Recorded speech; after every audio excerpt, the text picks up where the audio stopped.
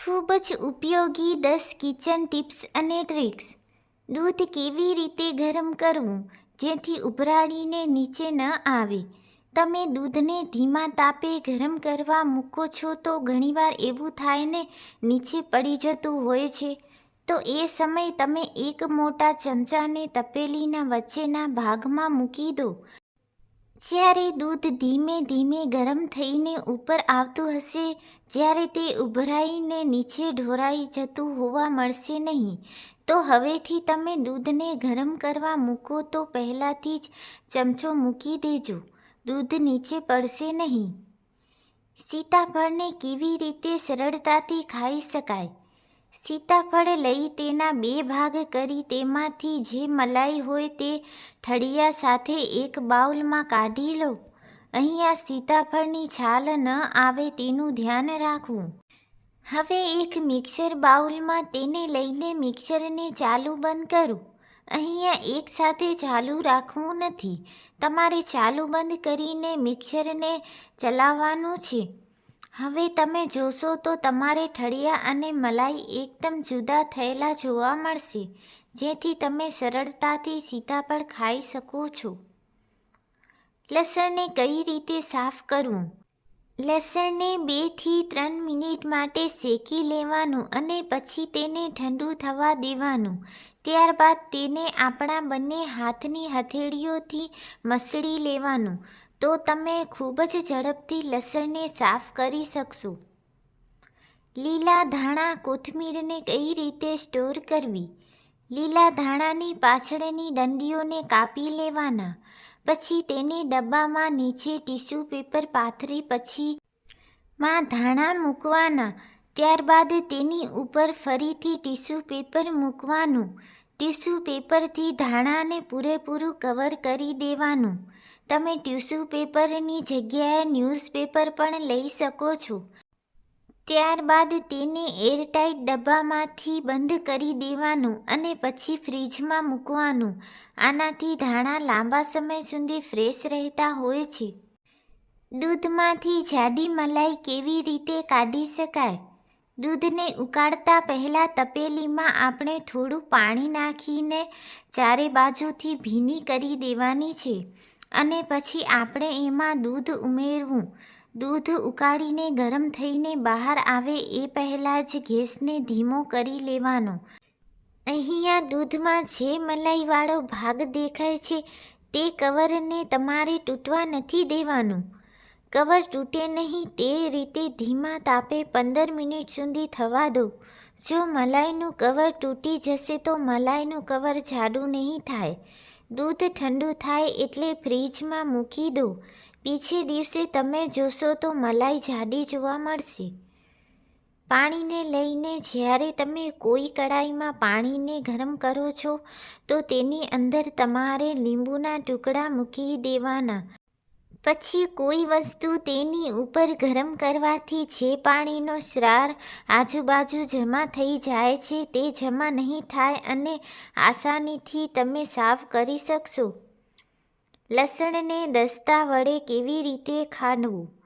જ્યારે તમે લસણને દસ્તા વડે ખાંડો છો ત્યારે લસણ ઉછળીને બહાર આવી જતા હોય છે.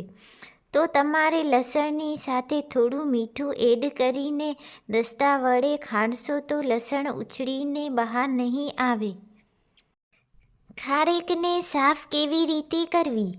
જ્યારે તમે ખારેકને સાફ કરો છો એટલે કે કટ કરો છો ચપ્પાથી તો ખૂબ જ મહેનત લાગતી હોય છે અને ઘણીવાર તમને ચપ્પા વાગી પણ જતું હોય છે. તો એના કરતાં તમે આ ખારેકને એક રૂમાલ ઉપર મૂકી દો અને પછી દસ્તા વડે તોડો તો ખૂબ જ સરળતાથી અને ઝડપથી તમે ખારેકને સાફ કરી શકશો. ભીંડાને કેવી રીતે શાક માટે કાપી શકો? તમે ભીંડાને કાપો છો ત્યારે તેમાંથી ચીકણો પદાર્થ નીકળતો હોય છે જેને આપણે રેસા કહીએ છીએ. જો તમે ભીંડાને કાપતા પહેલાં ચપ્પા પર લીંબુનો રસ લગાવો અને પછી ભીંડા કાપશો તો તેમાંથી ચીકણો પદાર્થ નહીં આવે. મરચાંને લાંબો સમય કેવી રીતે સ્ટોર કરવા? મરચાં ઘરે વધુ પ્રમાણમાં લાવ્યા હોઈએ છીએ તો તે બગડી જતા હોય છે. પણ જો મરચાંને સ્ટોર કરતાં પહેલાં તેના આગળનો દંડી વાળો ભાગ કટ કરીને પછી જો સ્ટોર કરવામાં આવે તો લાંબો સમય સુધી સ્ટોર કરી શકાય. દૂધને જે વાસણમાં ગરમ કરવું હોય તેના કોર પર માખણ અથવા ઘી લગાવી નાખો, જેથી દૂધ ઉભરાઈને બહાર નહીં નીકળે. ભજીયા બનાવતા સમયે તેલ બહુ બળે છે, તે માટે ખીરામાં 1 લીંબુનો રસ મિક્સ કરી નાખો, જેનાથી તેલ ઓછું બળશે અને ભજીયાનો સ્વાદ પણ સારો આવશે. બહાર ગામ જતી વખતે ફ્રીજ બંધ કરતા પહેલાં તેમાં છાપાના ટુકડાના મોટા મોટા ગોળા બનાવી ફ્રીજમાં મૂકવા અને તેના પર ટેલ્કમ પાવડર છાંટવો, જેથી ફ્રીજમાં વાસ આવશે નહીં અને જીવાત પણ થશે નહીં. શાકની ગ્રેવી ઘટ કરવા માટે મસાલાની સાથે તેમાં થોડું છીણેલું નાળિયેર ભેળવવાથી શાક સ્વાદિષ્ટ બનશે. જો રસોડામાં કોઈ ચીકણો પદાર્થ પડે તો તેના પર બ્લીચ નાખો, બ્રશથી સાફ કરી લેવું. કાપેલા સફરજનમાં લીંબુના થોડા ટીપાં નાખવાથી તેનો ઉપરનો ભાગ કાળો નહીં પડે. સૂકા આદુની છાલ ઉતારવી હોય તો થોડી વખત ઠંડા પાણીમાં રાખવાથી છાલ ફટાફટ ઉતરી જશે. આમળાનો મુરબ્બો બનાવતી વખતે 500 ગ્રામ તૈયાર મુરબ્બો 2 ચમચી ગ્લિસરીન નાખવાથી મુરબ્બામાં ખાંડ નહીં જામે. કાબુલી ચણા બોઇલ કરતી વખતે 1 ચમચી સાકર ઉમેરવાથી ચણા જલ્દી બફાઈ જશે. મીઠાની બરણીમાં ભેજ લાગતો હોય તો તેમાં થોડાક ચોખા મૂકવાથી મીઠામાં ભેજ નહીં લાગે. ગરમીમાં કીડીઓના કારણે પરેશાની હોય તો એના માટે ટ્યુબલાઇટની પાસે 1-2 ડુંગળી લટકાવી નાખો. આલુ પરાઠા બનાવતી વખતે બટાકામાં અથાણાંનો થોડો મસાલો નાખવાથી પરોઠાનો સ્વાદ બદલાઈ જશે.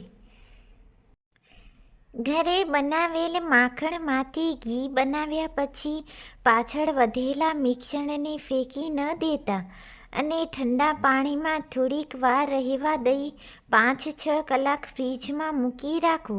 પાણી ઉપર અને વાસણમાં આજુબાજુ ઘી જામી જશે, જે તમે અલગ તારવી શકો છો. પૂરી, પરાઠા કે અન્ય લોટ બાંધવામાં એનો ઉપયોગ કરી શકો છો. લોટના ડબ્બામાં તમાલપત્ર રાખવાથી ભેજ લાગશે નહીં અને લોટ લાંબો સમય સુધીમાં તાજો રહેશે. કોઈ પણ રસવાળું શાક ઘટ બનાવવું હોય તો ધીમા શેકેલા ડબલ રોટીનો ભૂકો તેમાં મિક્સ કરી દો. તેનાથી શાક ઘટ તો થશે જ, સાથે ટેસ્ટી પણ બનશે.